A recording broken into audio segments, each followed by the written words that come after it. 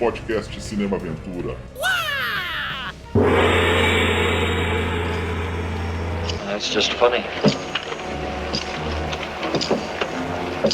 Guess they named a lot of that southern trash after old Stonewall. What'd they name you after? What do you know?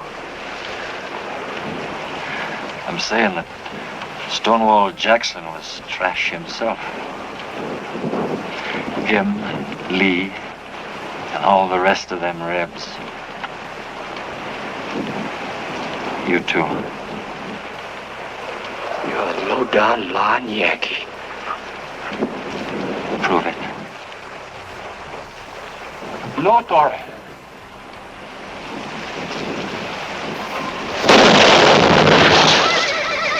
Começando mais um podcast de Cinema Aventura, o seu canal da ação, das artes marciais, ficção científica, guerra, western, da biografia de astros e diretores que dão vida aos gêneros mais emocionantes do cinema. Quinzenalmente nos agregadores podcast. Nós também temos um canal no YouTube com edições especiais aos sábados. Se não for inscrito, se inscreva, ative as notificações e deixe o seu like aí. E também temos um perfil no Instagram, se quiser nos siga lá. E hoje nós vamos falar de um dos maiores filmes de western de todos os tempos. Nós vamos falar simplesmente de Shane, de 1953, ou aqui no Brasil, Os Brutos Também Amam.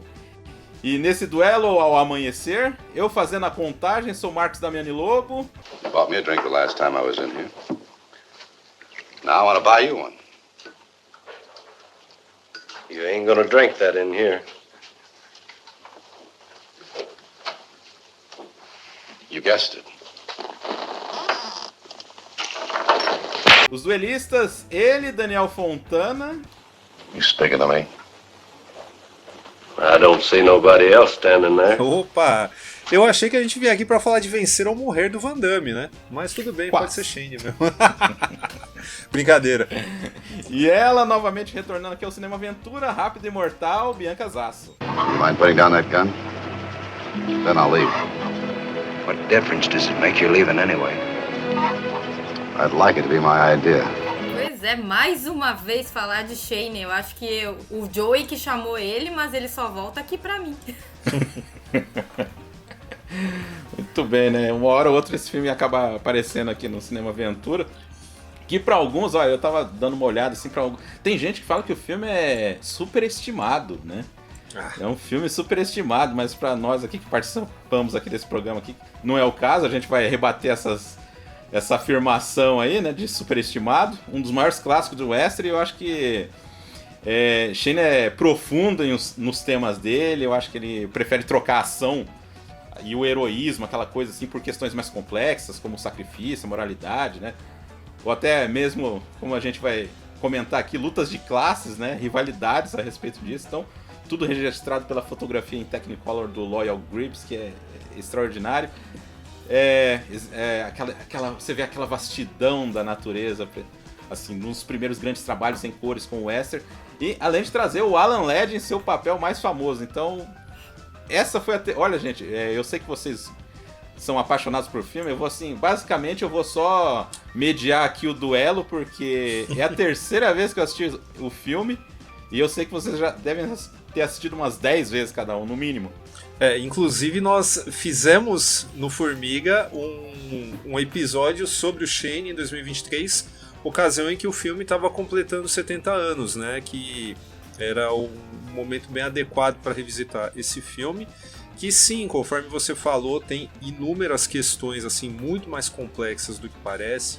O fato dele ter inspirado inúmeros filmes, entre eles aqui um menor, que é o Vencer ou Morrer do Van Damme, que desde o início da sua produção já foi alardeado como um remake de Shane, né? E para um cara, o Van Damme nos anos 90, querendo ser levado a sério como ator, querendo fazer um grande filme, obviamente que ele não ia fazer um remake de um filme superestimado, né? Como algumas pessoas querem colar querem dar esse rótulo pro filme, né? Agora, a gente pode falar também de um filmaço, né, que é Drive, do Nicholas Winding Refn, que é, pra mim, uma refilmagem não oficial de Shane, muito bem sucedida. Mas por quê? Porque segue muito de perto o que o filme trata, né? E a gente está falando de um filme de 1953, tá? Ou seja, já um contexto pós-guerra, então já é um western que desconstrói uma figura típica do Velho Oeste, né? E desconstrói de um jeito que, no meu entender, não é somente o protagonista que exibe um brilhantismo textual. Eu acho que todos os personagens ali são maravilhosos. Inclusive o personagem do Joe Sterrett, cara, é um personagem que, assim, em suas últimas falas no filme, é algo que, assim, que até hoje eu revi o filme em 2 vezes, né, para aqui pro podcast, revi metade ontem e terminei hoje à tarde. Esses últimos momentos do Sterrett no filme, pra mim, são absolutamente emocionantes, cara. E eu continuo chorando no final de Shane. Tamanha a ressonância emocional que esse filme tem em mim. A gente pode encontrar 1000 teorias do porquê isso acontece comigo, mas não é uma questão, fora as questões pessoais, ele é um filme que ressoa dentro de questões assim mais campbellianas, de monomito, sabe, de formação de um tipo de herói clássico do cinema norte-americano que não à toa continua sendo referenciado de alguma forma. Shane criou um molde para o cinema e, sei lá, para outras mídias também, que permanece até hoje, entendeu? Então, sei lá, podem até não gostar do filme porque a gente sabe que ninguém é obrigado a gostar de nada, mas dizer que ele é superestimado, cara, chega a ser grosseiro e abissal, na minha humilde opinião. Concordo com tudo que o Daniel disse, porque eu já, inclusive, já li em alguns textos que falam, que citam o Shane como um filme superestimado, mas eu acredito que é o seguinte, talvez quem considere ele superestimado tenha como referência outros westerns que são grandiosos também, que trazem questões complexas também, mas que são de uma outra época. Então, assim, o Shane ele foi importante no momento em que ele chega, né, no momento que ele chega no cinema, e ele vai percorrendo todas as outras fases que o western vai ter, e ele continua sendo importante, porque ele ganha novas camadas. Eu compartilho com o Daniel, eu nunca consegui assistir Shane sem chorar. Nunca consegui. Né? Inclusive, teve uma sessão, vou abrir um parêntese ali, que, enfim, vocês sabem que eu tô fazendo uma pesquisa de doutorado sobre o western, e eu tive que dar uma disciplina sobre isso, né, lá no doutorado. E a gente foi exibir, a cada aula a gente exibia um filme e fazia discussão depois. Quando foi passar Shane, eu falei assim, eu tinha um monte de anotações, eu tinha que falar sobre o filme depois, o meu orientador tava lá assistindo comigo, né, então tem toda essa pressão. Falei, não, agora eu nem vou prestar atenção em Shane, né, aí a gente viu uma mini sala de cinema, assim, né, então também o ambiente colaborava, né, pra gente se envolver. Não deu outra, quando eu vi, eu tava chorando nas mesmas partes em que eu sempre choro, né? Quando acabou, eu tive que ter um tempo de recuperação ali pra poder falar, né? E aí aparecer a pesquisadora e não a cinéfila. Mas eu acho que é muito importante a gente falar sobre isso, porque Shane não pode ser considerado superestimado porque ele é base, ele é um filme base, né? Não é à toa que existe um livro chamado O Western Clássico, Gênese e Estrutura em Shane. Então, assim, se o western clássico sendo estudado, né, o grande exemplo é Shane, a gente não tá falando de um filme qualquer. A gente não tá falando de uma produção, assim, pra encher cofrinho de estúdio, simplesmente. A gente tá falando de um filme com inúmeras camadas, e é como eu disse, as camadas do Shane vão aparecendo ao longo da história do western. Então, assim, a partir do momento que ele surge, as pessoas olham pra ele de uma maneira, mas vai passando, aí vem o western revisionista e até os westerns de hoje produzidos, é impossível você não voltar a Shane. Inclusive, assim, quando eu tava escrevendo um capítulo aí da minha tese, eu tava usando um artigo que toda hora que eu li o artigo eu digo, tá, agora o cara vai falar de Shane. E ele não falava, ele falava de outros filmes e nunca falava de Shane.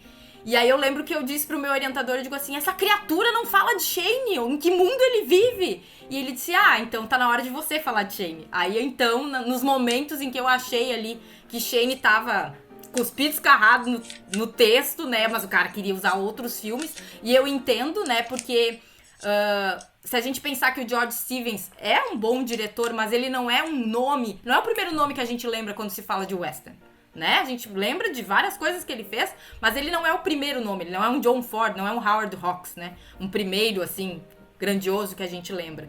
Mas, assim, Shane é o western clássico. Se você tiver como missão na vida, eu quero fazer um western, se você não passar por Shane, você não vai fazer um western. Você vai fazer, talvez, qualquer outra coisa, né? Talvez que cheira lá, tem um cheirinho de western, mas não é um western, porque Shane é a base. Tem tudo que se precisa pra fazer um western, inclusive os westerns revisionistas, né? Porque o Daniel falou, né, de todos os personagens. Eu acho que talvez seja... Olha, eu já vi alguns filmes de western na minha vida, mas eu acho que talvez seja o filme de western onde existe mais equilíbrio entre profundidade de personagens. Todo mundo tem o seu momento dentro do Shane. E são grandes momentos, não é simplesmente a câmera ficar mais em cima de um personagem ou a gente conhecer melhor aquele personagem, não. Eles têm o seu protagonismo, é quase como se o Shane fosse nos apresentando essas pessoas, né? É óbvio que o olhar é o dele, mas a gente tem grandes momentos, sabe? Nossa, a John Arthur tem momentos incríveis nesse filme, sabe? Inclusive quando ela não aparece, quando ela só fala, a gente só escuta a voz dela lá no quarto, né? Comentando com o Joe e o que ela sente pelo Shane. Onde a gente tem isso, sabe? Que interpretação é essa que só com a voz você consegue perceber? Eu enxergo a cara da John Arthur falando com o Joey, por mais que a gente não veja, sabe? Então, assim, pra mim é um filme... Se você diz que gosta de western, você não pode ignorar a existência de Shane e você tem que voltar a ele várias vezes, porque não é o tipo de filme que a gente desfruta numa única sessão. Nós estamos aqui para provar isso, tanto que a gente chora em todas, né? E nunca é pelo mesmo motivo, pode até ser nas mesmas cenas, mas nunca é pelo mesmo motivo, né? Até porque nós não somos mais os mesmos. Mas assim, pra mim é base. Se você gosta de western e considera Shane superestimado, alguma coisa está errada. E quem tem que se tratar é você, não é a gente. Mas deixa eu só roubar um pouquinho a vez do Damiani, né? Que eu sei que não chora, né, nesse filme, mas isso já é um outro problema. Damiani, que é isso? Isso já é um outro problema. Mas na verdade, eu diria até além, né? Eu diria que não é que se você tá afim de fazer um western, você tem que ver Shane. Se você tá afim de fazer um herói de ação, né? Se você tá afim de conhecer o tropo de herói de ação, o tal Strong Silent Type, né, do cinema norte-americano, você tem que passar por Shane, obviamente. E eu acho até que hoje existem aqueles medalhões. Hoje a gente vive essa época do cinéfilozinho hipster, né, que quer ser o desconstrutor, quer ser o iconoclasta, quer ser isso, quer ser aquilo, entendeu? Só que sempre tem aqueles medalhões que eles não mexem, né? Por exemplo, Poderoso Chefão, ninguém vai falar que é superestimado, né? Talvez até apareça, mas é bem mais difícil. Agora, o problema do Shane, na minha humilde opinião, que ele acaba passando por esses críticos de meia pataca, é o fato dele estar colado com o Matar ou Morrer, que veio um ano antes, apesar do Shane ter sido feito bem antes, né? Ele teve problemas com a edição, que a gente pode comentar isso depois, mas Matar ou Morrer, ele é um filme que tem uma alta carga política, né? Ele está referenciando um momento assim, muito difícil não só para o cinema norte-americano, mas para os próprios Estados Unidos em geral, né, que é a Caça às Bruxas, Lista Negra e tudo mais. O problema é que se você coloca os dois ali, é óbvio que o que vai sofrer na crítica é aquele filme que está apelando somente para o monomito, para o herói primordial. Tá? Ele não tem esse... Pode até ser que alguém encontre, mas hoje eu assistindo ele não consigo ver isso. Né? Ele não tem essa carga, né, que meio que blinda ele. E não tô falando que Matar ou Morrer é ruim, tá? Eu adoro também. Mas ele, de uma forma ou de outra, ele tem uma carga que acaba blindando ele desse tipo de crítica, né? Infelizmente, Shane não tem esse privilégio, né? Mas é um filme especial de várias formas. Ô Daniel, e assim, juntando o que vocês estão falando, assim, Eu acho que também tem uma impressão, assim, de muito caro, que nem você falou assim, crítico hipster, que assim, o cara é na escola Tarantino, então o que ele vai ver? Western Spaghetti. Ah, sim. Todos nós aqui gostamos, mas é um outro tipo de ritmo, é uma outra coisa. Então, eu acho que não só o Shane, como vários westerns americanos, sofrem dessa coisa da pessoa olhar só a ação, só, o que vai acontecer, aquele negócio, sabe, do que vai estar acontecendo e com ação, então... Se me permite, Damiano, eu acho que também é fruto porque... E pelo menos eu tenho sentido isso, porque, enfim, eu tenho convivido com pessoas mais jovens, tá? Lá no doutorado, né? Eu sou a titia lá. Mas quando eu vou falar, assim, as referências que eles têm do que é um faroeste é o Western Spaghetti, sabe? Eles vão falar da trilogia dos dólares, eles vão falar do Clint Eastwood, né? Então, quando você tem como referência aquela transgressão, ou seja, aquela violência, né? Isso é um western. É óbvio que quando você vê um western clássico de outro tempo e de um outro país, vai parecer muito chato. Porque, óbvio, é muito mais animado assistir um spaghetti western do que assistir um western clássico. Principalmente por uma geração que gosta dessa explosão, dessa barulheira, muito fruto, óbvio, né? Do tio Taranta aí, que influencia muito eles. Mas eu acho que principalmente é porque o Shane tem, e aí também fazendo o comparativo que o Daniel fez com Matar ou Morrer, mesmo ele sendo, né, um filme colorido, enfim, outra proposta, eles têm ritmos semelhantes, sabe? O ritmo da história é muito semelhante. Claro que um é mais político que o outro. Mas são dois filmes sobre homens solitários, né? Claro, com propostas, né? São solidões diferentes, né? Então a gente tá falando... Mas são dois homens solitários. Se você quiser analisar o herói do western solitário, são dois ótimos exemplos, sabe? O Kane e o Shane, né? São dois ótimos exemplos. Mas é inevitável que a gente pare e pense... ok, o Shane é um grande modelo de herói de ação?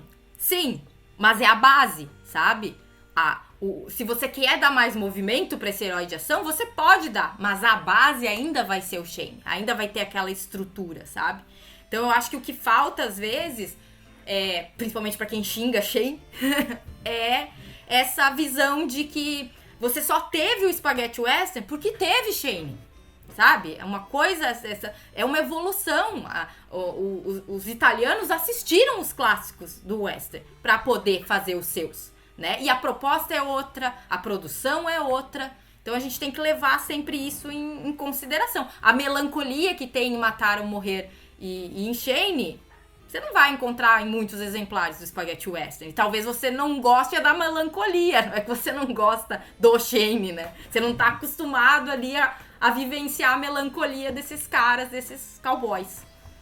E assim, voltando ao que o Daniel falou, eu acho que também eu acho que o Shane tem mais cara de classicão do que o Matar e Morrer, até. Sim. Comparativo dos dois, assim. Uhum. Mas de um jeito ou de outro, cara, a gente tá falando de um filme que, assim, entrando aí nas searas mais psicológicas da coisa também, a gente tem um filme que é meio... pode parecer até um pouco forçado, mas vocês vão entender. É um filme que, acho que ele é meio... Se não for irmão, é primo, sei lá, de Casablanca, cara. Eu consigo ver um pouco de Shane no Rick lá do Humphrey Bogart. Por quê? Porque a gente pode falar do final antes de dar sinopse, né? Não, antes de até contar a historinha como é que foi virar roteiro. Exato. Bom, então, mas o que eu ia falar, aos dois, quem lembra do final de Casablanca, aos dois é negado, né, a consumação do amor, né, por uma causa maior, né? Você tem a causa ali da Segunda Guerra, tal, que é um negócio diferente, assim, mas não menos importante, talvez quando a gente coloca a perspectiva humana, no caso do Shane lá, o triângulo, né? Mas, é claro, pra gente desenvolver isso no final das contas, né, a gente vai precisar falar dos outros personagens em volta e da situação, mas é legal perceber que, assim, é até algo meio edipiano, já que a Bianca tá envolvida aí nos rolês dos homens do Oeste, né? O Strong Silent Type, né? Que domina o Velho Oeste americano. É um negócio assim que, se você parar para pensar na questão mais freudiana do negócio, até soar um pouco anacrônico, mas a gente entende pela época, porque parece que assim, a esses homens é negado o amor de alguma forma, porque, sei lá, de alguma forma o amor materno bastou para que esses caras, tipo, corressem atrás das suas missões, dos seus propósitos na vida, tivessem seus momentos culminantes, né? Quando tiveram esse amor materno, é que a gente não tem essa informação em vários casos, mas a gente supõe que houve, né? E é interessante a gente olhar por esse lado também, né? Pensar que não é somente, eu vou fazer esse cara terminar sozinho por causa disso, daquilo. Não, é porque existe uma causa por trás, né? É por isso que o cara automaticamente se nega a consumar um amor, né? Eu tô rindo aqui porque eu tô lembrando que esse é o meu primeiro capítulo. É tudo isso, né? Esse é a solidão mesmo. E eu acho que, complementar o que o Daniel disse, esses homens chegam a esses finais, né? Semelhantes ali. É uma causa, né? E assim, acho que mais que negado o amor, é negado uma certa paz. Eu acho que mais que amor é negado uma paz, sabe? Você assentar a poeira, você sossegar ali os seus nervos, porque se a gente pensar que, por exemplo, o Shane, pra mim, ele passa o filme inteiro tentando ter aquela vida, ter aquela família, né? A partir do momento que ele chega e ele vem de cima, né? Ele vem lá de cima da montanha, desce. E aí, então, ele tá num lugar, num patamar de herói, né? Ele tá olhando as coisas de cima. Aí ele chega e ele se dá conta de que ele vai ter que virar um homem comum, se ele assumir, né? Eu vou ter uma família, vou ter filhos, vou cuidar da minha propriedade. Isso é muito difícil quando você vem de uma vida onde ser errante é só o que você sabe fazer, né? Então, assim, claro, a gente não conhece o passado do Shane, a gente não tem essa questão, né? Teve amor materno, não teve... A gente não sabe. Mas a gente desconfia que ele teve uma jornada, né, difícil, né? E ele demonstra estar cansado de ser esse cara, né? De ser esse matador, de ser o que é chamado pra encrenca sempre. Só que ao mesmo tempo que ele tá cansado, existe o modus operandi ali. É isso que ele sabe fazer, sabe? Tanto que quando a coisa encrespa na comunidade, o primeiro olhar é pra ele, né? Quem que as pessoas vão procurar? O Shane, porque ele tem um passado que beneficia o momento, né? Então, eu acho que mais do que mostrar que esses homens tentam ir pra uma outra vida, tentam mudar de lugar, o próprio Matar ou Morrer a gente pode trazer aqui. O cara ia casar, sabe? A noiva tava ali, finalmente ele vai sossegar o facho, vai casar, vai cuidar de mim, vai cuidar dos filhos. E aí ele se dá conta que ninguém na cidade vai ajudar ele. Ele tem que fazer aquilo sozinho, né? E é uma solidão também escolhida. Tanto no Shane quanto no Matar ou Morrer e em outros filmes, é uma solidão escolhida. Existem outras pessoas ali, sabe? Quem sabe, não tem essa personagem, mas podia, sei lá, fora a Jeanne Arthur, podia ter um outro interesse romântico no Shane. E ele vislumbrar, poxa, eu posso casar com essa mulher, eu posso ficar com ela, né? Mas não tem. Mas a gente sabe que mesmo que se tivesse, a decisão do Shane seria a mesma. Ele tem essa sina, né? Tanto que ele volta, ele sobe a montanha de novo e some. Né? Ele então, se eleva, né? É um final que ele se eleva. Apesar, então, é uma volta ao inferno para depois se elevar. Então não existe nada mais simbólico do que isso, né? E assim, é exatamente a colina onde estava o cemitério, né? Então, para não ficar dúvida qual é o destino final desse personagem, né? Talvez como o próprio motorista em Drive também, né? Tu volta... É aquela questão do conforto, sabe? De certa forma, tu vai voltar pro que tu sabe fazer. É muito mais fácil, né? Não tô dizendo que a jornada do Shane é fácil, né? Porque a gente sabe que ele se elevou, mas ele se elevou diferente, né? Porque ele experimentou um pouco que seja daquela nova situação, daquele novo formato de vida. Por mais que ele não tenha ficado, ele experimentou. Então, a partir de agora, também ele é um outro Shane, né? Ele vai seguir o seu caminho. Se tivesse Shane 2, tomara, não, que bom que não teve, mas tivesse, provavelmente, se o filme fosse bom, ele ia ter os resquícios, né? Dessa vivência com aquela família ali e com a própria comunidade mesmo, né? Porque se ele andava de cidade em cidade, no momento que ele para um pouco em uma, né, ele cria alguns laços ali, né? Por mais que ele tome porrada no salão, ele criou alguns laços aí também. Eu não falei que ia ser só o espectador do duelo? Eu tô falando. Eu queria, inclusive, desculpa, cara, eu tenho mais um negócio pra falar porque esse filme é foda. É o seguinte, não, é que ela falou assim, a comunidade olha pra ele à espera de alguma coisa. Na verdade, eu acho que isso é um pouquinho mais complicado, porque ele poderia ter falado no final pro Stert, não, vamos juntos lá, né? Mas ele prefere proteger o cara, ele prefere proteger, e isso é de várias formas especial no filme. Ele prefere, tá, eu já tenho minhas mãos sujas de sangue, né? Essas pessoas não precisam sujar as mãos de sangue. Então eu vou protegê-las disso. Eu não vou só protegê-las dos valentões, né? Manter a inocência, né? Exatamente. Eu vou lá, eu resolvo a treta. Mas eu resolvo essa treta e eu vou embora, né? Porque existe... Ah, mas o cara poderia ter ficado. Tá. Por lógica, sim. Só que a ficção, ela precisa apelar para um outro senso mais profundo do arquétipo para nós. Sim. É por isso que a gente falou, o cara foi lá, o cara resolveu, o cara está ferido e o cara se elevou, entendeu?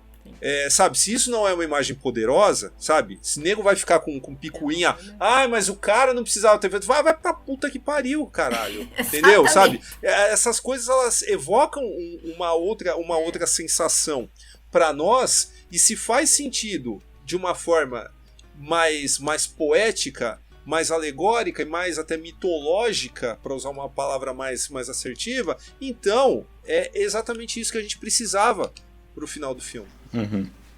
E quem entende isso aí é o Calloway, né? Que o Calloway vai avisar ele, né? Exato. Aliás, Ben Johnson, cara, sabe, tinha até esquecido que ele tava no filme.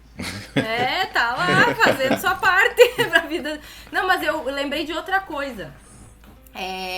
Que isso, né, de preservar a inocência, de certa forma, né, eu resolvo. Por mais que a gente saiba, poderiam ter ido os dois, com certeza. E também seria um final diferente, eu acho que eu nunca tinha pensado nisso. Agora tu ferrou minha cabeça, Daniel. Mas tudo bem.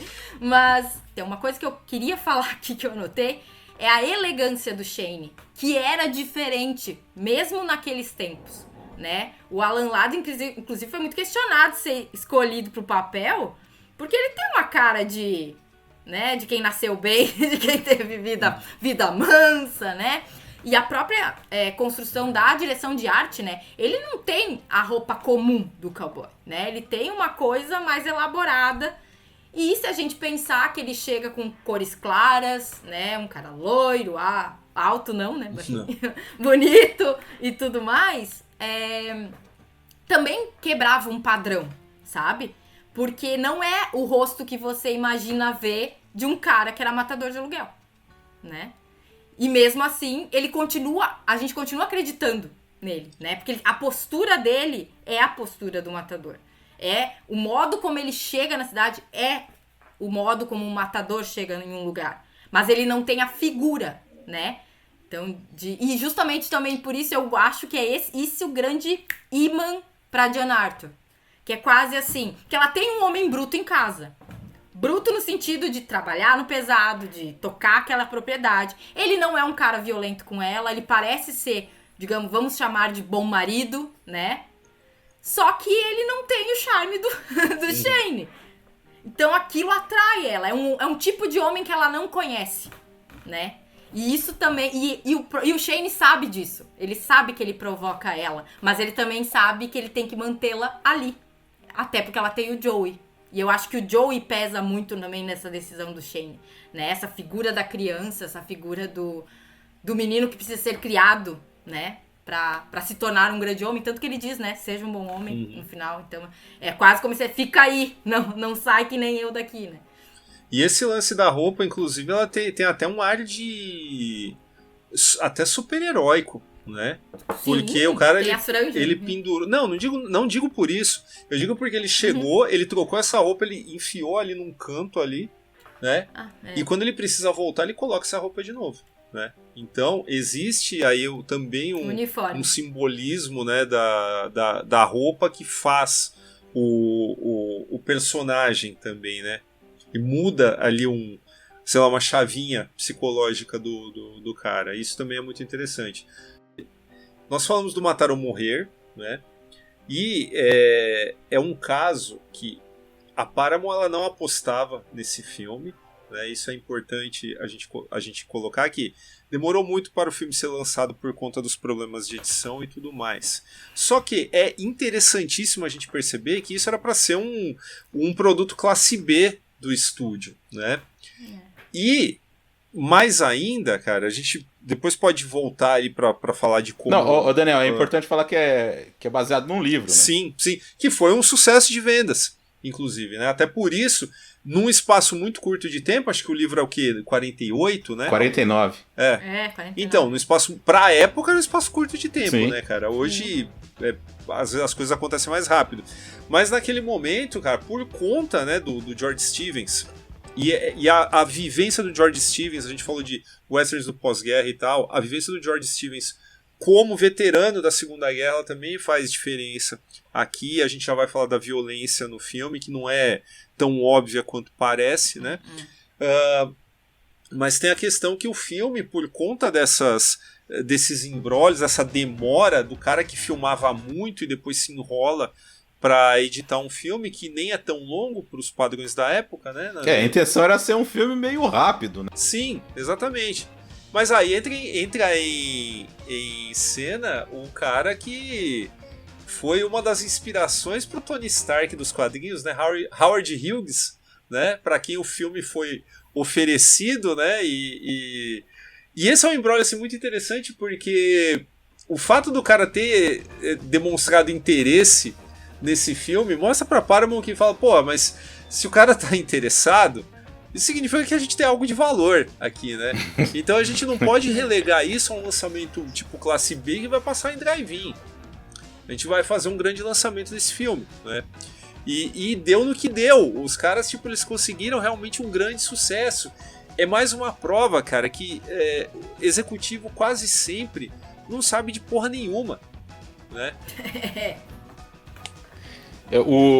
Assim, o Stevens, ele é desses diretor classicão, cara, mas tem filme dele que tem um aspecto dramático bem pesado, né? Até os maiores clássicos dele tem esse lado meio mais introspectivo, tipo Assim Caminha a Humanidade. Sim, Um Lugar ao apesar Sol. de ser um épico, exatamente. Apesar de ser um épico, assim, mas o que impera ali são os personagens. Mas eu acho que é um modelo de épico onde quem tá dirigindo sabe que na plateia vai ter o cara que quer a grandiosidade, né? O visual. Mas vai ter gente que vai prestar atenção nos pequenos dramas. Pequenos no sentido do tamanho que estão dentro da trama, né? Em comparativo com os cenários. Mas que são coisas extremamente profundas, sabe? Um Lugar ao Sol não é um filme fácil. Não. Se você vai parar pra analisar as camadas daquele personagem e a própria... Cara, até a movimentação da Elizabeth Taylor, aquilo ali tem muitos significados. Óbvio, quem tá? O espectador comum que tá ali por... olha os grandes... Tudo bem, vai se divertir também. Mas quando você para e observa como é a construção da cena, como é que esse personagem, como é que esses atores estão se colocando ali, tem muita coisa pra escarafunchar, assim, porque rende muito. Tanto que, assim, é um filme super estudado, né? A obra do Stevens é bastante estudada, tanto na questão do visual, quanto nessas coisas de, tipo, estamos diante de um cenário, e aí tudo fica muito mais caro, né? Porque você precisa filmar grandes pradarias, grandes lugares, grandes casas, cenários, e aí esse dinheiro vai todo ali e todo o marketing vai nisso. Mas tem também, tem o pequeno filme, entre muitas aspas, sabe? Aquele drama que é que é interno, sabe, da história, assim, que a casa é gigantesca, mas os pequenos dramas nos cantinhos, assim, eles aparecem, né, tanto que eu acho, assim, até uma vez eu lembro que, não me lembro se foi num podcast ou em algum lugar, alguém falou assim, o George Stevens sabia fazer filmes bonitos, mas não filmes emocionantes. Eu digo, Jesus, mas que George Stevens é esse? Não conheço, deve ser primo, né, tem homônimo, porque pra mim nunca foram filmes não emocionantes, sabe, são extremamente... Nossa, Assim Com a Minha Humanidade eu sempre choro, é outro que eu sempre choro, sabe, porque... que merda, sabe, a vida é um poço de petróleo, sabe.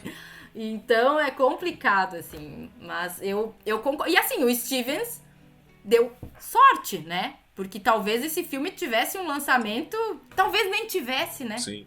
Pô. Fosse uma coisa assim, ó, talvez ele fosse ser redescoberto depois como um grande clássico, né? Que bom que ele já chegou grandão, né? Porque aí mais gente teve acesso e outros filmes vieram, porque eu também, às vezes eu fico pensando, né? Dessa burrice dos produtores, assim, tipo, lança de qualquer jeito, sabe? E aí talvez o filme se perdesse, porque a gente sabe quantos filmes, né, de um pouco menores no seu lançamento estão perdidos por aí. Que bom que Shane não se perdeu, né? George Stevens, creator of such masterpieces as Giant and his Academy Award-winning A Place in the Sun, enlarges the scope of the screen with a motion picture whose monumental background is matched by the stature of its moving human drama. Drama that began when a mysterious stranger rode in from out of nowhere to play a decisive role in the lives of these rugged pioneers. You can call me Shane. Shane, who attracted the woman with his quiet strength, who fascinated the boy with the glint of his gun. We'd all be much better off if there wasn't a single gun left in this valley. A gun is as good or bad as a man using it. E aí o livro é do... Deixa eu pegar aqui. Jack Schaefer, né? E quem fez a adaptação tal de E.B. Guntry Jr., que era escritor de western. E aí depois eu fui dar uma olhada no que esse cara escreveu. Ele só escreveu outro filme, né? Que é o Homem Até o Fim, que é com Burt Lancaster. Uhum. Eu não assisti, tá? Que é bom também. Não é um Shane, mas é bom. Aí o Guntry, dizem que ele simplificou a narrativa, né? Mantendo o foco ali na jornada do Shane, com a relação com a família Starrett lá. E... Porque assim, dizem que o romance tem muita subtrama, principalmente porque aí ele começa a pegar muito daquela situação que teve no Wyoming ali, de caras ricos que queriam a terra dos outros, porque teve aquele lance de vá para o oeste, aquela coisa toda. Muita gente se infiltrou ali na terrenos que não tinham donos, né? E aí vai lá o cara lá e fala, não, essa terra é minha e tal. Então o filme pega bem esse lado, assim, de... E tem gente que acha, não, devia explorar mais como, gente, no filme. Uma coisa... É a linha principal do filme. Uma coisa bacana, uma das mudanças em relação ao livro é colocar colocar essa narrativa, coisa que não estava no original, colocar assim logo depois do fim da Guerra da Secessão, né? Ah, sim. Porque aí você consegue desenvolver um personagem menor ali, que é o Stonewall Torrey, né? E ele acaba se tornando um ponto central, né? Ele parece que ele é só um cara que tá ali andando pra lá e pra cá, mas ele, dentro da pequena jornada dele, ele acaba, tipo, levando a trama pra frente, de alguma forma, né? Tem também o fato de que a gente falou de Um Lugar ao Sol, o Shane era pra ter sido o Montgomery Clift, né? Pois é, rapaz. E aí, o que teria? Seria legal. Eu acho que sim. Sim, e o Starrett William Holden, que também é uma excelente escolha pra época, assim. Sim. Mas seria um filme completamente diferente, né? É difícil imaginar. A gente tá sempre pensando, né? Quando a gente vem fazer episódios sobre... dedicados somente a um filme, a gente sempre traz essas curiosidades e elas são as que fervilham mais a nossa imaginação, né? Porque isso tem o poder de mudar completamente um filme. Não, e diz que o produtor ele arrumou os dois em 3 minutos, né? Porque eram contratados da casa, né? Pá! Tem esses aqui, serviço, ó. né? Cumprir serviço. CLT. Qual é o próximo? É Shane. Beleza, vou lá fazer. Tá, então o Cliff não dá? Peraí. Tem que lembrar que o contexto era do Studio System, né? Então a galera era funcionária de determinado estúdio e tava ali, né? Ah, não tá fazendo nada? Vem pra cá, né? Vem pra cá. E pensar que eu sempre acho isso, porque eu gosto muito do Alan Ladd no filme. Tá? Ele Acho tem que todo uma... mundo gosta. E ele tem uma cara assim de bonzinho, assim. Você vê no pôster, você fala assim, esse cara aqui não é bruto, esse cara aqui é um cara... Eu acho que ele tem mais que bonzinho, acho que é uma coisa meio melancólica mesmo, sabe? Um cara que tá num outro... A proposta dele é outra, sabe? Ele não faz caras e bocas, ele não é expressivo, sabe? Assim, expressivo então, no sentido de na hora fazer... Mas na hora que ele tem que dar um olhar lá no cara, lá você fica meio tenso ali, né? Então, o bacana é que assim, ele é um cara que tipo se destaca naquele entorno. E isso, independente do cara ter cara de matador ou não, faz diferença. Faz a gente comprar que, pô, o cara não pertence a esse mundo, né? E eu acho legal também, além dessa caracterização, eu acho bacana que até o próprio latifundiário cuzão lá, ele, cara, da forma dele, é claro que ele tá completamente errado, né? Mas da forma dele, o cara ele tá vendo justiça na forma em que ele tá se comportando. Até porque, tipo, ele dá um passo atrás pra ir lá, tipo, fazer uma proposta pro Starrett. Ele é um negociante, né, Daniel? Então, mas ele é um homem de negócios. Mas em determinado momento fica claro que ele tem alguma simpatia pelo cara que ele tá oprimindo, né? Então, a questão é a seguinte: ninguém é o mal encarnado na Terra que chuta cachorro, que estupra a mãe e o caramba, né? Se você tem um personagem assim, me desculpa, ele tem que estar num contexto muito específico para funcionar, né? De resto, todo mundo tem que mostrar camadas, tem que mostrar tons de cinza, né? Não, ele se fosse o mauzão, na hora que o Shane chegar lá pro fim, né? Ele não ia falar assim, cara, ó, eu não tenho nada com você, o meu negócio é com o outro cara lá, não sei o que. Ele não ia fazer isso. Sim, exato. Não, e tem existe a questão de que pô, a lei tá longe, pô, o cara não mata todo mundo porque, sabe, porque o dono ali da venda falou assim, cara, não pode sair assassinando todo mundo, né? Aí ele terceiriza a morte, né? E aliás, Jack Palance, maravilhoso nesse filme, né? Nossa. Sim, quando não está bem. E assim, claro, é um bandido, é um explorador, mas em determinado momento o cara atrai alguma humanidade, né? Dentro dos limites da vilania dele, ele trai alguma humanidade e isso dá mais uma camada, dá um charme a mais pro filme. Eu fico pensando, por exemplo, peguem o remake vagabundésimo de Sete Homens e um Destino e vejam o latifundiário que tem lá, entendeu? É ridículo, é risível, sabe? E a gente tá falando de um filme de 70 anos atrás, sabe? Que dá a volta textualmente em muita coisa que sai hoje, cara, entendeu? Pois é, você tem um parênteses aí nos Sete Homens, né? Você tem a chance de contextualizar um monte de coisa diferente, por colocar o Denzel Washington, colocar um monte de cara de etnias diferentes pra colocar isso a mais, né, no filme, né? Aí não, só vamos fazer... Aí é o rascunho do negócio da maldade. E aí você pensa o seguinte, no primeiro, né, que Sete Homens e Destino é um remake, no Sete Homens e Destino original, vamos dizer assim, cara... O Eli Wallach tinha camadas, entendeu? Ele ali, que, enfim, vamos fazer o grande... Cara, ele era mal pra caramba, mas ele tinha camadas, entendeu? Ele também tinha, sabe, o ponto ali que ele olhou e disse, eu tô fazendo mal pra esses mexicanos, sabe? O que eu tô fazendo é errado. Ele tem noção do que ele tá fazendo. Agora, sabe o que eu tava pensando no Jack Palance, assim, e o Jack Palance aí, a gente tá falando também de questão visual, né? Ele é a cara da maldade, né? Eu não consigo pensar no Jack Palance fazendo uma coisa boa. Alimentando criancinha, tá? A cara, né? A estrutura, a questão... aquele outro podcast que a gente gravou do elenco, né? Se a gente pensasse em mal, o Jack Palance estaria na lista para alguém malvado. Só que ao mesmo tempo, ele é um malvado que chega... deixando claro que é mal, sabe? Olhem pra mim e vejam como eu sou mal, porque ele quer peitar, né? Ele tá ali contratado pra peitar o Shane. Então ele chega, é quase como se a gente olhasse pra ele como, olha, o cara que me contratou disse que eu tenho que parecer muito mal, porque a pessoa que eu vou encarar não é das mais fáceis, sabe?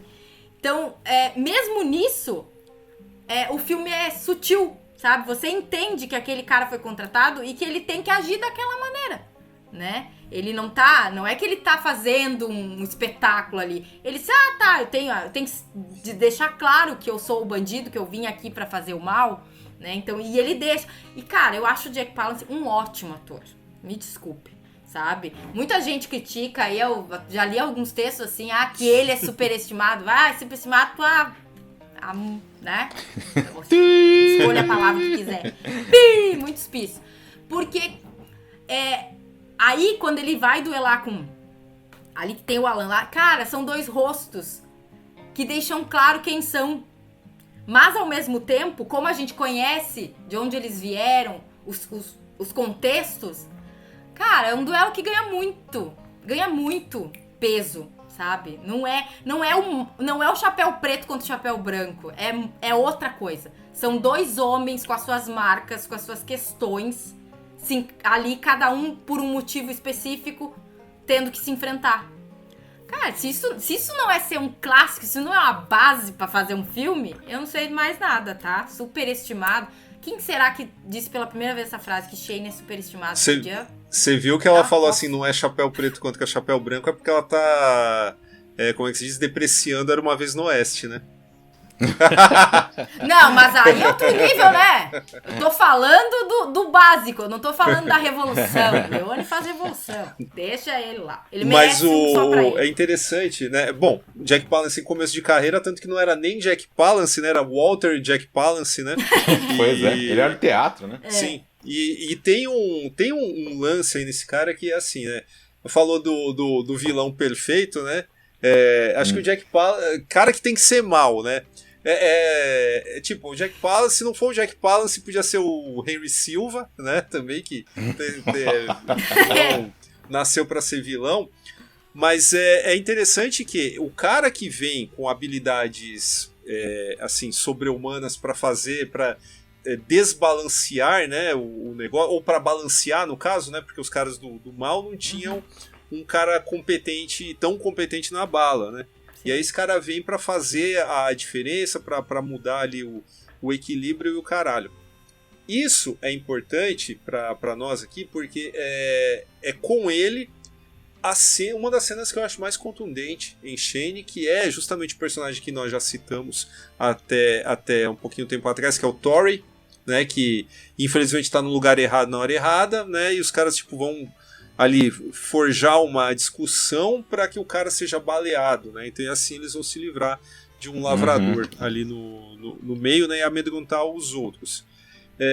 Olha, essa cena eu acho fora de série, especialmente pensando na época em que foi feita, porque existe tensão,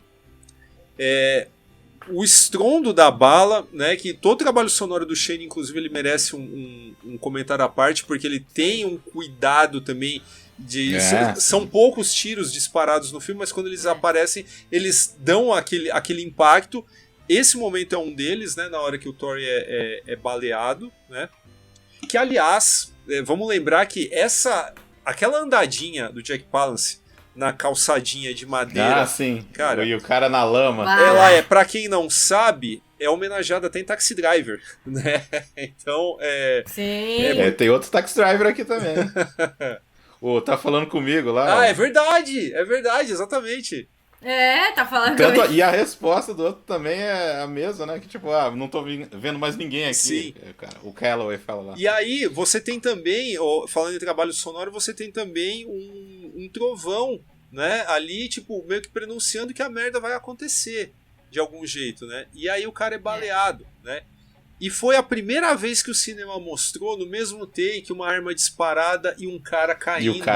Né? Isso é absurdamente importante aqui, quando se fala em violência, não só no cinema americano, mas no cinema em geral. E precisa se discutir inúmeras questões em torno disso, porque até o próprio Aronofsky fala que a classificação de etária nos Estados Unidos e tal, a forma como eles tipo colocam essa classificação nos Estados Unidos ou a forma como os estúdios mandam que diretores montem seus filmes, né, sempre tende a esconder a consequência de uma bala, né? E isso, o Aronofsky falou numa entrevista, falou que, cara, isso é absurdamente nocivo, porque, jovens precisam ver a consequência de uma bala sendo disparada também, porque senão isso se torna banal. O próprio cinema que diz que está protegendo essa juventude, ele está banalizando a violência de alguma forma, né? Essa relação entre, cenas de nudez / sexo em relação à violência, ela sempre foi muito complicada, tanto no cinema norte-americano quanto no cinema britânico, né? Mas é interessante a gente perceber que em 53, né, já houve uma transgressão, e muitas pessoas talvez pensem em Shane como tudo menos transgressor, mas a transgressão está lá. E é justamente a vivência do George Stevens na Segunda Guerra Mundial que faz com que ele pense a violência e reflita sobre a violência desta forma nesse filme. A violência em Shane, ela é isso, sabe? Muitas vezes as pessoas caracterizam um filme como violento quando ele tem muito tiro, muito sangue, muita morte. Cara, às vezes você ter uma morte ou um tiro é muito mais impactante. Você não esquece aquilo ali. E Shane é assim. Quando a gente escuta, né, o tiro, cara, é impressionante. Assim, eu lembro quando eu vi na sala mais escura, tela maior, assim, tava tudo muito quieto. Você pensa, meu Deus, você se assusta, né? Você sabe que vai ter um tiro, mas você se assusta. Ou seja, o impacto, a construção daquilo é diferente. Porque a gente sabe o que vai acontecer. Mas por que a gente se assusta? É porque é o significado disso, né? O George Stevens também tá carregando ali, porque essa desculpa esfarrapada, né? Vamos proteger nossas criancinhas. Cara, você tá protegendo a pessoa da vida, né? Porque a vida é assim, se você atirar em alguém, a pessoa vai morrer. É isso que você precisa aprender, é isso que você precisa entender, né? Isso não é uma coisa que acontece, que você tem que achar comum, né? E a gente tá falando de um cara que vem do contexto da guerra, o que ele viu, sabe? Então, assim, é impossível ele dirigir um filme e não colocar isso, porque ele sabe o que é isso. Ele sabe, o impacto do tiro no George Stevens deve ser muito diferente do nosso. Na gente já é forte. Imagina nele, né? Transformar isso numa cena. E, nossa, eu fico pensando que num público de 53, sabe? E eu fico pensando num público bem jovem, né? Então, assim, você ser um adolescente, sei lá, e assistir Shane naquele contexto, e talvez ouvindo histórias da sua família também, né, pessoas mais ou menos da idade do Stevens ali, eu acho que devia ter um impacto ainda maior. Se a gente tá chorando até hoje, né, imagina naquela época. Essa discussão sobre a violência é interessante a gente pegar outros dois westerns, que saíam um colado no outro e sobre absolutamente a mesma coisa. Tombstone e White Earp, né? Se você comparar um com o outro, é muito fácil você falar, Tombstone é mais violento, porque tem mais tiroteio, não sei o que lá, mas na verdade não. Porque a violência do Cosmatos, que é um diretor de ação, é um cara mais dado ao, entre aspas, cartunesco e estilizado, não mostra a consequência dos tiros, né? Mostra o tiroteio, a vontade ali é mostrar um tiroteio e fazer um tiroteio bem feito. Em White Earp você tem poucos tiros disparados, mas quando eles acertam, você vê feridas abertas, né? Então, com isso, White Earp, ele, na sua intenção, na sua proposta, ele é bem mais violento, né? Então, sim. Eu queria voltar só um pouquinho ali no duelo que a gente tinha comentado lá do personagem lá, o Stonewall, isso. Né? É o Elisha Cook Jr., né? Que ele sempre fazia esse papel de cara meio... o cara que tá no limite, né? E assim, no filme aqui é um personagem secundário, cara, mas assim, ele tem toda uma jornada do cara que é ex-confederado, o pessoal fica tirando sarro dele, tá enchendo o saco dele, ele tá ali aguentando. É lógico que com ele que ia começar, né, o negócio, né? O lado mais fraco, entre aspas, né? Porque...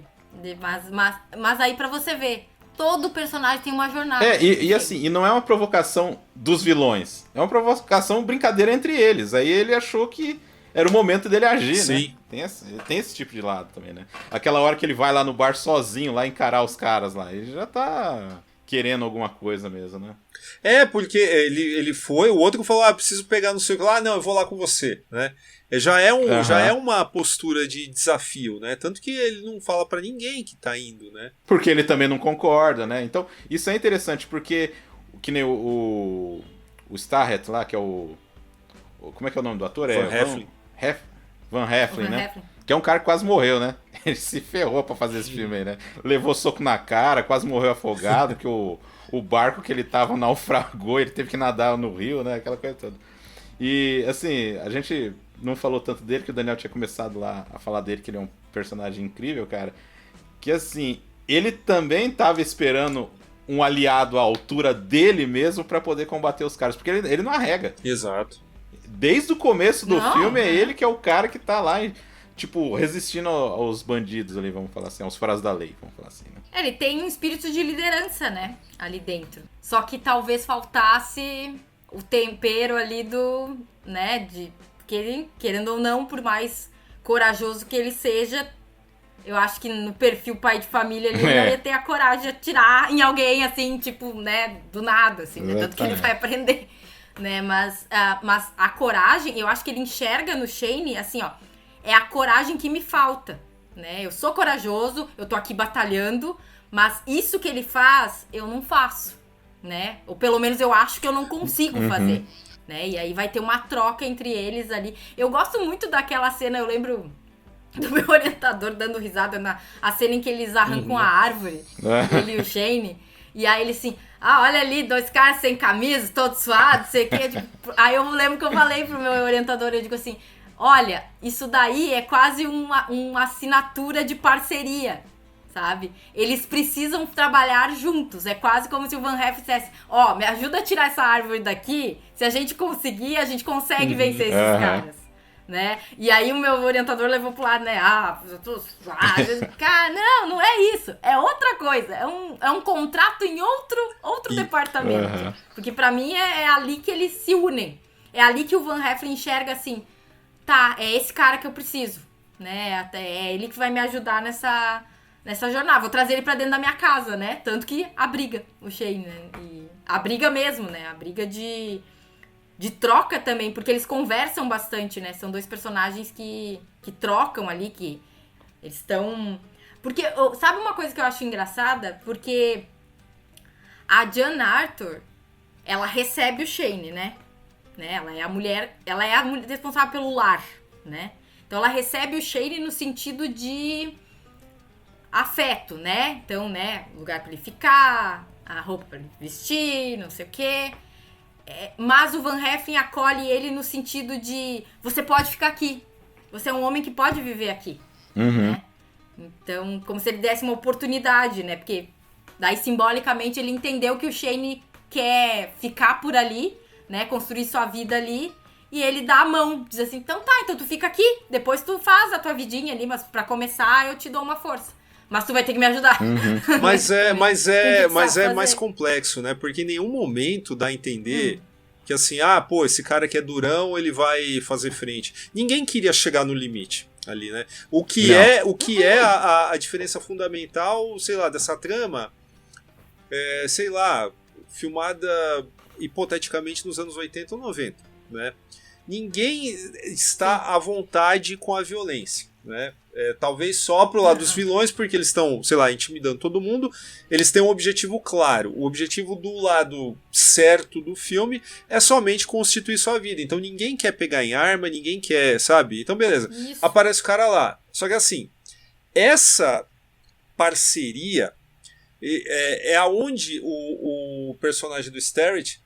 E, aliás, lembrando que o Van Heflin e o Alan Ladd eram grandes amigos na vida real, né? Então viraram, muito interessante. Assim, fica claro, né? É perceber que, assim, o Starrett é o estoicismo em pessoa. Talvez seja o personagem do cinema clássico norte-americano que melhor colocou essa questão ali, né? Ele fala, tudo bem, esse é um problema meu, não é um problema dele. Então eu vou lá resolver. Só que, assim, o cara, ele sabe que existe ali uma atração entre o forasteiro e a esposa dele. E isso não precisava ser dito, mas a partir do momento que é dito, tipo, eleva o filme assim nos píncaros da lua.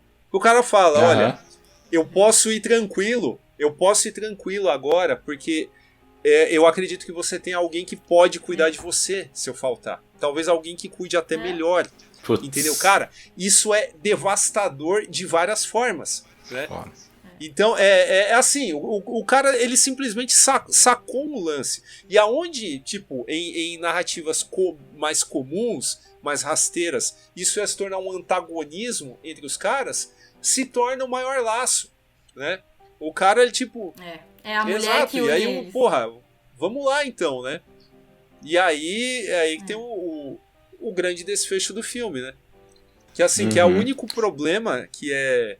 Depois que o Shane é obrigado a nocautear o Starrett pra ir no lugar dele, é que não dá pra entender como é que o Joey conseguiu chegar tão rápido lá, né? Caramba, que... Existe um lapso de tempo Tanto aí quanto o cavalo. que assim, o editor ajudou, né?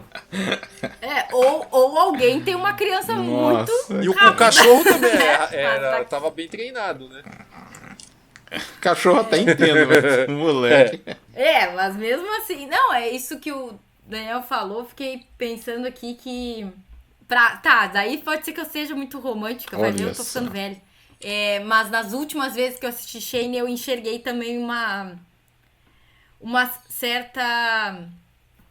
Assim, a Jane Arthur sabe que o marido sabe, e sabe o que pode acontecer isso, sabe? Só que também ao mesmo tempo não é uma como se coisa muito... Não, eu acho que ela assimila assim, ó, porque eu acho que assim, existe uma tensão sexual entre eles, é óbvio, sabe? Ele é um cara diferente, é o que eu disse. Imagina você, assim, pensando nas mulheres do western, tá? Imagina você, ela é o estereótipo, assim, da mãe, né? Da mãe, mais que mãe, cuidadora, né? Então ela cuida da casa, cuida do filho, cuida do marido, né? Ajuda na propriedade, óbvio, mas a grande ajuda dela é cuidar da casa, do lar. Alcançando o seu raciocínio, voltando à cena da árvore, você tá falando que ele é o marido dele, só que sem camisa. Basicamente isso aí. Não, mas é assim, ó, no sentido não, porque de que assim, como eles são meio iguais, né? Eles encontraram uma parceria, tipo, é que nem a mesma coisa dele ver o Shane. O Shane é o cara que eu precisava pra ter aquele motor a mais. Ela também é, tipo, é o marido dela, só que mais corajoso. Mas então, aí é que tá. A Bia falou um negócio assim que eu vou me permitir discordar do termo utilizado e vou estender isso. Ela falou, a Jane Arthur é o estereótipo da mãe, blá blá. Não, ela é o arquétipo. O estereótipo acho que é um termo muito pequeno para descrever isso. E isso para nós, sabe? Uma personagem que vem com essa aura arquetípica meio que explica para nós por que a ela, ou melhor, para o herói, não poderia haver uma consumação romântica ali. Porque essa mulher tá num campo mais sagrado. Sim, óbvio. Ela gosto desse comparativo, assim, pensar na Marta, do Rastros de Ódio. Sim, eu ia pensar nisso. Que também tinha uma tensão sexual com o cunhado, né? Mas, assim, ó, o Joanne sabia, essa mulher nunca vai ser minha. Eu nunca vou poder me relacionar com ela. Ela tá num outro lugar, né? Ela ela não é como as outras, né? Eu gosto muito dela, mas eu não vou viver isso com ela. Mas eu acho que isso do cuidado, eu acho que coloca ela também num ponto de... Ela sabe que ela tem um certo poder, sabe? Você cuidar do lar te dá um certo poder, principalmente nessas tramas, né? Se a gente for ver, quase sempre as mulheres são retratadas no western dentro das cozinhas, das casas, como as chefes, as líderes, né? Então elas sabem onde tá tudo, elas servem a comida, né? Então elas curam as feridas dos homens e tudo mais. Então ela tem um lugar de poder. E isso que você falou, da minha ela tá... É o meu marido com um plus a mais. É quase como se ela dissesse assim, nossa, acho que era um homem assim. Eu gostaria de ter um marido assim, né? Não que ela não... E eu acho assim que isso não desmerece a relação que ela tem com o Van Heflin. Sabe? Ela é feliz. Inclusive assim, ó, é um dos poucos filmes de western que a mulher no casal demonstra uma felicidade genuína, sabe? Ela é feliz ali naquela vida. Óbvio que quando o Shane chega, ela pensa assim, nossa, eu talvez pudesse ser um pouquinho mais feliz, né? É uma possibilidade. Eu acho que é meio assim, ó, é pontos de Madison, entendeu? Eu tenho uma vida, ok, mas eu vivi... A minha paixão podia ser um pouco maior, né? O cara podia ser um pouquinho mais interessante, sabe? É um tempero, assim. Mas eu acho a personagem dela, que, assim, eles selam essa parceria, e a parceria, ela é por causa da Joan Arc, né? Então, assim, olha o poder que essa personagem tem, sabe? É ela que define o que vai... A partir de agora, esses dois homens estão juntos, né? E vão seguir juntos nessa jornada. E, inclusive, quando um tem que dar um soco na cara do outro pra ele ficar quieto e ele ir lá fazer o que tem que ser feito, né? Então, isso também é uma parceria, né? Você saber quando parar o outro, quando brecar o outro, porque agora tem que ser... Agora sou eu, não tem jeito, né? Se você for... Vai dar uma merda meio maior. Não, e a Jean Arthur tava na semi-aposentadoria, né? Estava. Ela já... E eu tenho que fazer um comentário. B.O., cara, ela tinha 50 anos, cara. Que coisa, né? Impressionante. E aí você pensa... Usava Jequiti. Que uma mulher de 50... Porque hoje é diferente, né? Hoje é diferente. Agora, naquela época, é impressionante. Hoje é comum, né? Então, mas naquela época... Basta você ver os vídeos do Em Nome do Amor de Silvio Santos, né? Do Namoro na TV, né? Eu sempre penso nesse tipo de coisa, cara. Eu acho que agora a gente consegue se preservar um pouquinho melhor. Sim, todo mundo tá, né, mais assim, né, mas tentando, né? Deixa eu ver. A gente não falou do Brando. Sim, o menininho que todo mundo fala, assim, a minha vida inteira eu escutei, nossa, como esse menino é chato, não aguento esse menino nesse filme, sabe? Eu não tenho, assim, eu confesso que a primeira vez que eu assisti, eu falei, nossa, esse menino é chatinho mesmo, né, mas... Assim, se você pegar, tem astros mirins, assim, que vieram depois, que são bem melhores, cara, né, cara? Recentemente, né, a gente... o Sexto Sentido, né? Aí é foda, né? Você assiste aquele moleque atuando sim. Né, o Brandon, aí é covardia pro cara. É que aí também tem que pensar que não existe... essa coisa de direção de atores muito jovens, é muito complicado, né? A gente... porque, assim... Tem uma preocupação tão grande com os astros, né? Quem é o adulto da coisa toda, que não é uma coisa pensada. Isso é dos nossos tempos, cara. Essa coisa de preparar elenco infantil, né? E hoje tem profissionais que só trabalham com isso. Aqui no Brasil tem muita gente trabalhando com isso, né? Até porque tá tendo um investimento maior em filmes mais infanto-juvenis. Mas assim... a gente olha e fica até com uma peninha, né? Ele tá tentando ali, sabe? Óbvio, ele é uma criança, né? É um personagem que tem uma essência, né? Tipo, ele não é o super dotadinho, o menino super inteligente. Não, ele é um menino comum. Brincando. Tanto que se encantado com a figura do Shane. É um menino... Aliás, ele tem um momento no filme que você percebe que, assim, o fato dele ser meio chatinho nas palavras de outras pessoas é o que, tipo... eleva um momento de tensão, né? Porque tem uma hora que a discussão tá mó séria, o filme tá mó sério, esse moleque tá gritando pra todo lado, PEN! Né? E aí você fala, cacete, mano. Mas criança e a mãe, tipo, com a maior paciência, não, vai brincar lá fora e não sei o que lá, cara. Mas, tipo, ele consegue, com esse tipo de comportamento, elevar um pouquinho a tensão da cena, né? E...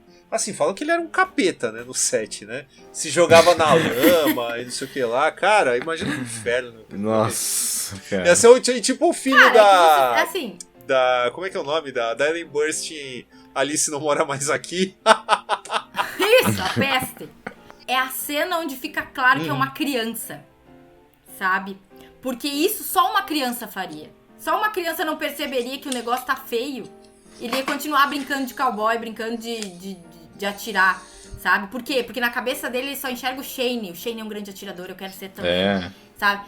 Então ali, óbvio, ele não é um grande ator, não. Mas colocar uma criança fazendo coisas de criança né? Porque eu acho que às vezes, nessa época, principalmente nos anos 50, às vezes a gente vê umas crianças meio esquisitas, né? Umas crianças são mini adultos, né? Então eles falam um texto super complicado ali, decoradíssimo. Você pensa, mas uma criança, uma pessoa de 10 anos não faria isso, uma pessoa de 5 anos não faria isso. Então assim, eu olho, tanto que quando eu revi Shane, né? Eu disse assim, cara, isso é uma coisa que o Joaquim faria. Com certeza. O pau tá pegando e eu quero brincar, sabe? Eu não tô afim de saber o que esses adultos estão fazendo. A própria coisa dele chamar o Shane de volta é uma coisa de criança mesmo, sabe? Ele quer o Shane de volta, ele quer a presença do Shane. Então, né, um adulto, a gente adulto até pode pensar, eu queria que ele voltasse, mas você não vai gritar, né? Sim. E aí ele vai lá e aí cria aquela cena icônica que a gente chora. Não, porque esse personagem, apesar de eventuais defeitos aí de interpretação, ele tipo, cria um laço com a gente, né? E, de certa forma, como é um filme de época, você, tipo, como tá tentando vivenciar uma experiência que não faz parte da sua contemporaneidade, eu acho que esse personagem é o que melhor se relaciona com a gente, né? Tipo, é o espectador meio alheio, né? E ele apela pra um negócio que é essa admiração pelo herói, cara. Que é meio que o que o filme tenta fazer com o público de qualquer idade, né? Você olhar pra... de certa forma, cara, que assim, tem tantas ramificações aí, cara. Eu penso muito também em filmes que... O Spielberg fazia isso muito bem, né? De fazer você enxergar o filme através dos olhos da criança, né? Shane tem isso, eu acho que até o Unbreakable do Shyamalan tem isso também de uma forma brilhante. Então, meio que o que o Spielberg fez em grandes momentos da filmografia dele, e esse caso aqui do Unbreakable, meio que, sei lá, são meio que herdeiros aqui do Shane, né? Parece pouco, cara. Vou colocar uma criança ali. Uma criança que não vai sofrer, não vai tomar porrada, porque isso é muito fácil também, né? Você colocar uma criança que vai tomar uns tapas lá, você vai ficar com dó e tal. Aí, nossa, eu vou chorar porque eu fiquei com dó da criança. Não, cara. É muito mais profundo do que isso, né? Cara, e que trauma é você conhecer Shane e ele vai embora? Todos nós, todos nós tipo, lamentamos de criança, todos nós lamentamos a ausência de alguém que precisou se afastar, cara. E a própria aparição do Shane, né? Porque é ele que vê pela primeira vez na hora que ele vai atirar, entre aspas, né, na cabeça dele, né? Brincando ali com o cervo. Sim. Aí o cervo levanta e aí o Shane tá lá no fundo, assim, e ele também enxerga aquela figura vindo, né, dos céus, vamos falar assim, né, cara? Então é muito impressionante, né? Aí aquele cara, tipo, que nem você falou, aquele cara que você olha e fala, esse cara não pertence. Exato. Esse cara precisa de um degrauzinho pra interagir com os outros personagens. E aquele encantamento que é típico da criança, né? Sim. Da onde Mas ele veio, nunca pra onde explica, ele vai. né? Através de algumas atitudes, a gente percebe que esse cara veio de um passado violento e só. É o que basta. É isso que é o problema de hoje, no grupo de apoiadores do Formiga. A gente estava discutindo até um artigo, há pouco tempo aí, um artigo do New Yorker, sobre a praga da literalidade no cinema contemporâneo, né? Você pensa que se Shane fosse feito hoje e fosse um sucesso, o que ia ter de canal aí? Pra onde foi Shane? O que aconteceu com Shane? De aí onde ia veio ter o Shane? a continuação, ia ter o prequel, ia ter a série de TV pra mostrar o fazendeiro da casa do chapéu que tava ali no meio, entendeu? Essa que é a praga. Ia mostrar uma série mostrando como o pai e a mãe do Joey se conheceram. Então, é exatamente isso que irrita hoje em dia, né? Não querendo falar que antigamente era melhor, mas nesse ponto o público era maduro o suficiente para falar, olha, eu tenho essas informações e isso é o que me basta para aproveitar essa obra, para carregá-la no coração. E é a lembrança que importa. Exato. Você lembra de tudo? As coisas que aconteceram na sua vida, você não lembra de tudo. Você tem detalhes, você tem pontos que ficam mais marcados.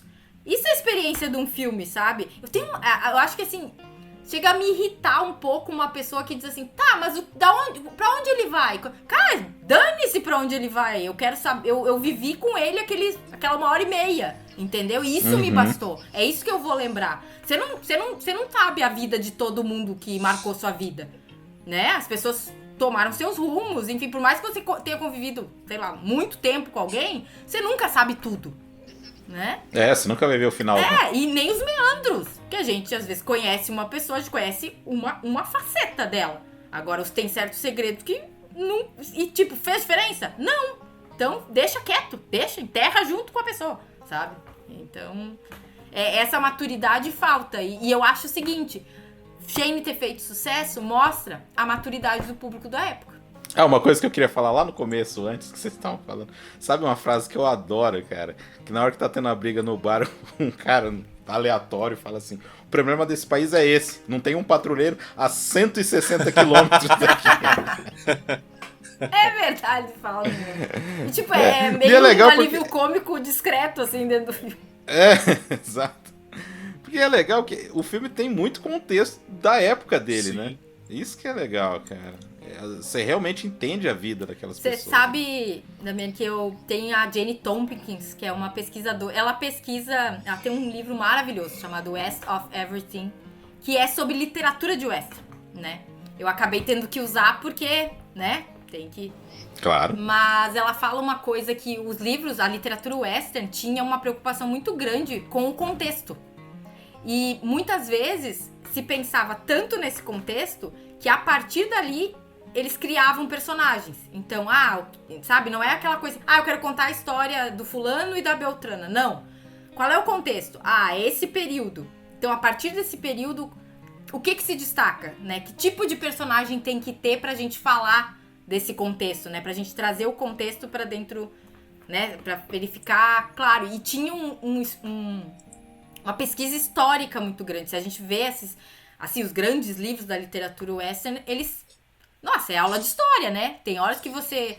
Alguns exemplares que eu tive ali acesso, tem horas que você pensa, nossa, descreve paisagem, descreve contexto político, descreve a vida comum, sabe? Então, é um trabalho pesado, assim. Então, e Shane tem essa preocupação, sabe? Existe... Onde estamos, sabe? Que Estados Unidos é esse que a gente tá vivendo aqui. E eu acho que isso é muito fruto também dele ser inspirado num livro, né? Mas principalmente uma da literatura. Que é inspirado também, né? Em contos que aconteceu, né? Do Condado de Johnson, né? E assim, só uma coisinha que eu acho uma pena. Não é que estraga o filme nem nada, né?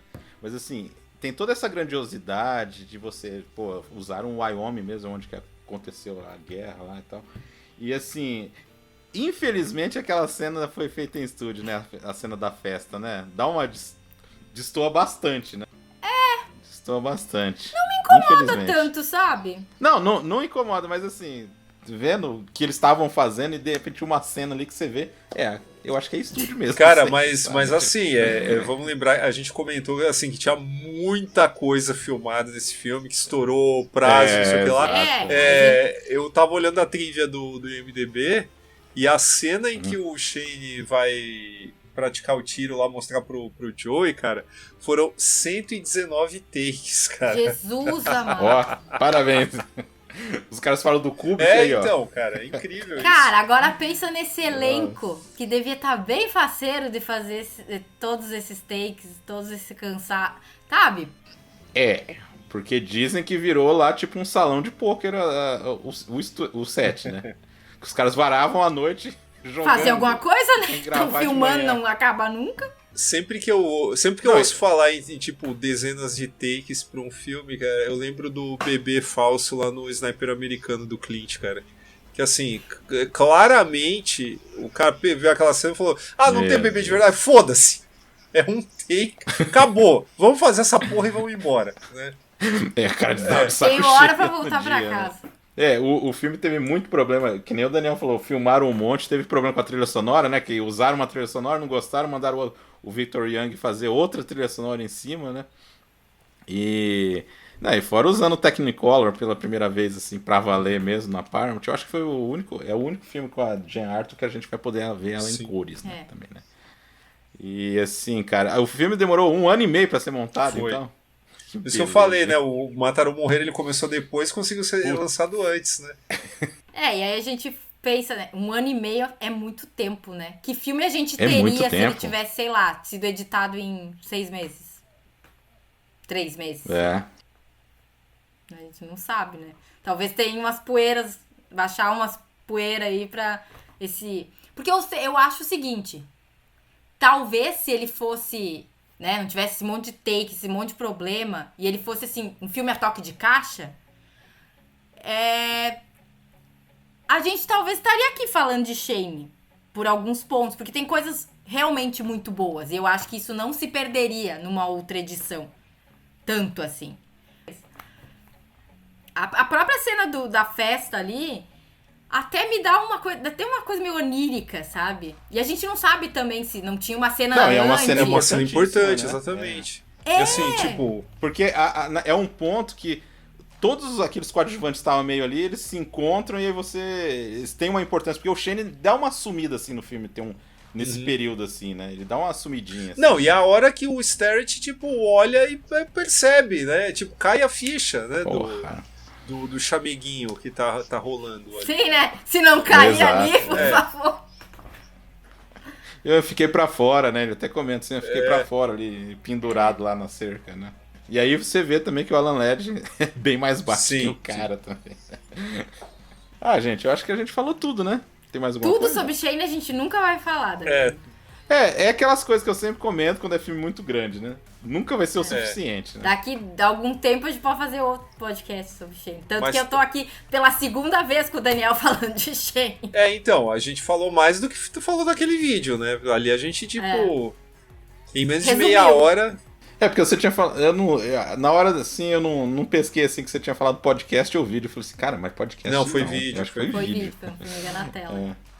Aí tem um dos finais mais chorosos pra vocês, né, de todos os tempos, né, porque realmente é emocionante, né, aquilo ali, depois daquele duelo ali, que na verdade é no amanhecer, né, não é no fim do dia. Velho pôr do sol, né. Mas eu acho bonito eu acho simbólico, sabe? Então assim, se encerrou algo, né, o dia, no caso, a noite, se encerrou e tá começando um outro momento, porque aquela cidade vai ficar com as marcas que o Shane deixou e ele vai seguir. Né, eu acho... E fica bonito, óbvio, no Technicolor, nessa proposta, assim, de ser assim, né? Mas, assim, ó, pra mim, acho que na minha lista de finais inesquecíveis, o Shane é top 3, no mínimo. E ainda por cima, né, eu tive aqui falando do Logan, né? Não tem muito tempo, né? Então, Logan deve muito a Shane também, né? Pois é, exatamente. E isso não é escondido. Não. Abraçam mesmo. Exatamente. Cara, eu acho bonito quando alguém diz assim, olha, eu devo a minha existência a essa obra, sabe? Porque tem uns aí querendo ser Shane, mas não dá, né? Eles pegaram a parte errada.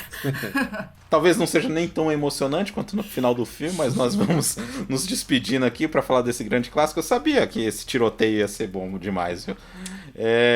Então só quero agradecer aqui meus queridos aí, Daniel, valeu, Daniel que conheci pessoalmente. Pois é, eu que agradeço a oportunidade de falar desse filme. Eu vou confessar que uma historinha de bastidores rápida que, assim, eu tinha esquecido que eu tava escalado para esse podcast, para essa pauta, tipo, apagou da minha memória. Aí, só que felizmente, né, é um filme que sempre tem debate pronto, mas mesmo assim eu quis rever, né, o que eu fiz de ontem para hoje. Então, espero ter feito jus aí. E enfim, muito obrigado pela oportunidade, cara. Isso aí, Bia, valeu mesmo. E Bia vai voltar nessa temporada aqui. A gente vai falar de Blaxploitation. Assim, ó, só pra dizer que eu só aprendi, né? Até porque é o que eu tava dizendo, é aqueles filmes que a gente vai falar até a gente ficar velho e sempre vai ter algo a ser dito sobre ele, assim, sempre vai ter algo a aprender. Agora já vou querer ver de novo, depois que o Daniel falou aquela coisa, tipo, não prestei atenção, só não vou contar pro orientador porque o capítulo tá pronto, tá? É isso aí, gente. Daqui a 15 dias, Cinema Aventura. Um abraço e até mais. Bye, little Joe.